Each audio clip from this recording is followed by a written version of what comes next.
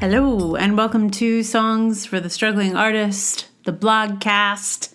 This is episode 357. My name is Emily Rainbow Davis. Thank you for listening to this blogcast. So, just a heads up, I'm about to start heading into some traveling in the next week. I'm going to Canada on Sunday, which is the day before I record the blogcast, usually. And I'm going to try and get ahead of it, to make you a blogcast early. But it turns out to renew your passport in this country is bananas. So despite the fact that I live in New York City, where there is a passport agency, I must travel to Boston 2 days before I fly to Canada in order to renew my passport. Is this the silliest? Yes, it is absolutely the silliest. Also, I started this process a month ago, but in the way the system works, you have to do it last minute or they won't do it for you. Which is just, it's nuts. It's really actually nuts. So I'm going to keep calling the passport people to see if maybe someone will cancel in New York City. But given how difficult it was to get the appointment that I do have in Boston, anyway, whatever. We'll see. Probably not. Probably I'm having to take a little trip before I take a trip. Because that's how they do it. Anyway, all of that to say, my blog casting schedule may be disrupted. It may not. I may manage to squeeze another one of these in before I go. But if I don't, and you don't hear from me for a while, don't worry. It's because I'm away, and I'll be back. But anyway, I'm gonna try to put a couple in the can, as it were. Do we call it a can? In the hopper? In the dugout? What are all the wrong words?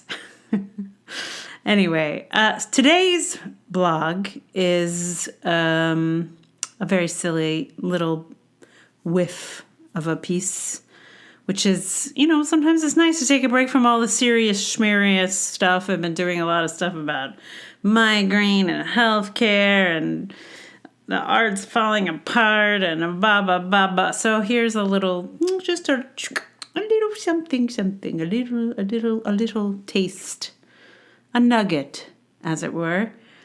And it is called A Nugget of an Idea. I had an idea. I was thinking about how funny time can be, how an event can feel like it was just yesterday and 10 years ago, all at once. I wrote to myself, "Time is a tricky witch," and I liked it. It made me laugh. Then a whole narrative emerged where time was a tricky witch who'd enrolled a nice old man with a long beard to represent her. So whenever anyone had a complaint, they went to Father Time instead of her, and she was as free to make as much mischief with time as she wanted. I liked this idea. It felt really fun. I sat with it for a while, pulled it in a few directions, but I quickly realized that it was an idea with nowhere to go. It doesn't have much more to it, so it couldn't really be its own story, and there's nothing else I have going into which I could fold it. It's an idea nugget. A complete little something that is unlikely to become anything more. It seems to me that knowing what kind of idea I'm having is a useful distinction that I've only been able to really identify in later years. I feel like in my youth, I would think, I have had this great witch idea, and now I must develop it. And then I'd bang my head against the idea for a few days, trying to get something out of it. But some ideas are just passing ideas, and some ideas catch hold of me and send me racing. Knowing that an idea is not one that is likely to catch fire means I can just have the idea and let it go. I can enjoy it for a few moments, develop it as far as I feel it can go, and then let it be. If I find a place for it in the future, cool. That'd be cool. But it's fine to let it fade back into the idea soup. I do think, though, that developing an idea as far as it wants to go is a key stage of it. When something bubbles up, you don't know if it's a little thing or a big thing. To find out, you have to embrace all ideas with interest and enthusiasm and follow them all with dedication. I have a lot of these sentence ideas. I write them down and think, one day this will be something. But they almost never are. They're just nugget ideas that are more or less complete and did not demand further development. They are just as important as the ideas that turn into things, though. It feels like with creativity, you have to throw a lot of seeds into the earth to get one idea that can grow into a fully fledged project. The more seeds/ideas you have, the more likely that something will sprout out of the ground. Most ideas are seeds with no growth, but you still have to cherish them all to get one to grow. I've almost never gone back and developed a small stray idea, but I do think it was important that I wrote them down and gave them some consideration. It taught my brain how to nourish ideas, cherish them, regardless of whether I can see the end game for it. And the Time Witch says, if you have any issues with all of this, just go ahead and take them up with Father Time. One thing I enjoyed about putting this one out is that there were quite a few creative people who read the blog, of course. And a few of them were like, ooh, what if, like it got the idea brain going. And I was like, listen, if you have something you want to do with this idea, please, you have my blessing. Go forth. Create. I would love to see Time as a Tricky Witch in someone else's hands. If I like them. If I don't like them, then I'll be very mad. Isn't that nice? Anyway, so far, no developments. But if I hear of something, I will definitely let all of you know. So, what song shall go here, you may ask yourself?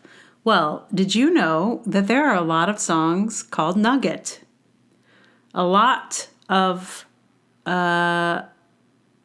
hip-hop songs are called Nugget. None of which I could really do, so I am steering clear of those. There are also a few like jazz nuggets. I think it's like when you don't know what to call your song, and it's like a little thing. I guess a lot of people call their songs nuggets, which I like. I think that's Anyway, but none of them were really for this. But then I discovered 2 songs about chicken nuggets that were both extremely popular that you probably haven't heard of unless you're of a very specific window of a generation. Like, not the whole generation. I don't even know which generation it is, but like there are these 2 songs that were massive hits on YouTube. Now, I don't know, I can't remember exactly what the dates on them are. I want to say they're like more than 15 years ago.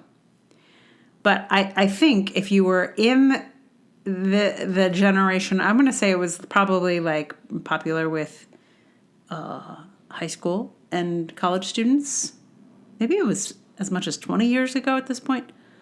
I don't know. Anyway, when YouTube, like it was before there were TikTok stars and there were YouTube stars.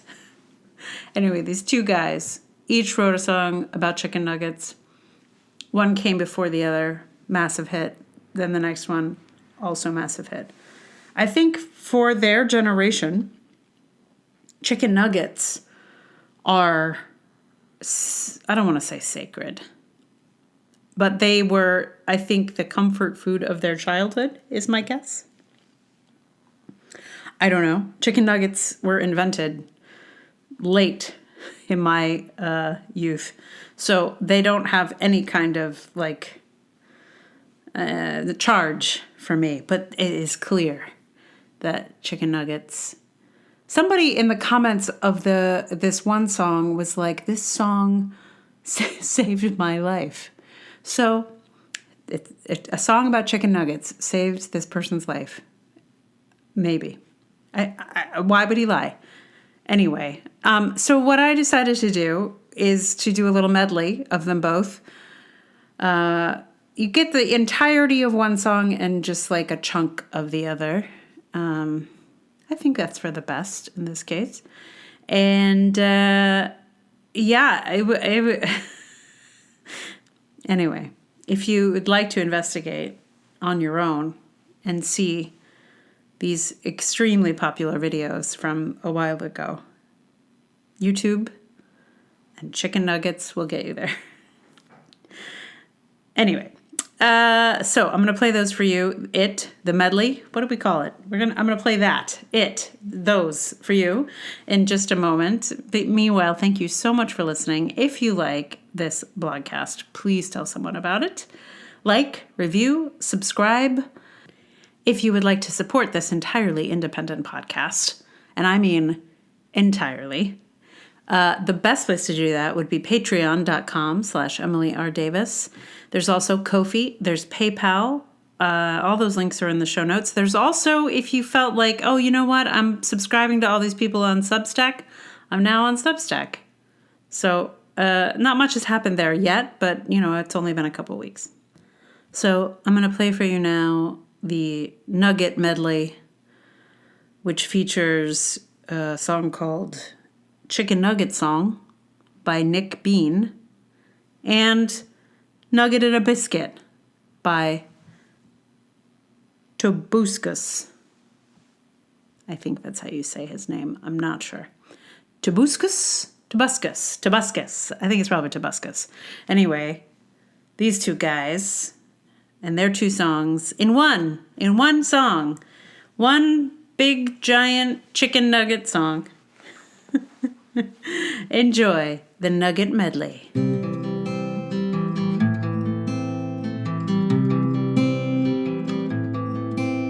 If you like chicken nuggets, then you gotta sing along. If you like chicken nuggets, this is your favorite song. If you like chicken nuggets, then you gotta sing along. If you like chicken nuggets, this is your favorite song. Chicken nuggets, yeah. Chicken nuggets, yeah. Chicken nuggets, yeah.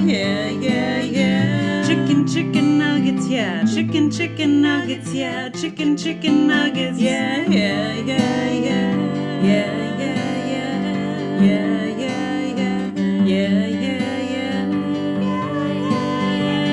Nugget, biscuit, nugget and a biscuit. Nugget, biscuit, nugget and a biscuit. Nugget, biscuit, nugget and a biscuit. Dip it all in mashed potato. Nugget, biscuit, nugget and a biscuit. Nugget, biscuit, nugget and a biscuit. Nugget, biscuit, nugget and a biscuit. Dip it all in mashed potato. Dip it all in mashed potato. Then dip the mashed potato covered chicken nugget biscuit in a barbecue sauce. Yum, yum, gimme. Nugget, biscuit, nugget and a biscuit. Nugget, biscuit, nugget and a biscuit. Nugget, biscuit, nugget and a biscuit. Dip it all in mashed potato. Nugget, biscuit, nugget and a biscuit. Nugget, biscuit, nugget and a biscuit. Nugget, biscuit, nugget and a biscuit. Dip it all in mashed potato. Dip it all in mashed potato. Then dip the mashed potato covered chicken nugget biscuit in a barbecue sauce. Yum, yum, gimme. Yum, yum, gimme. Yum, yum, gimme. Chicken nuggets, yeah. Chicken nuggets, yeah. Chicken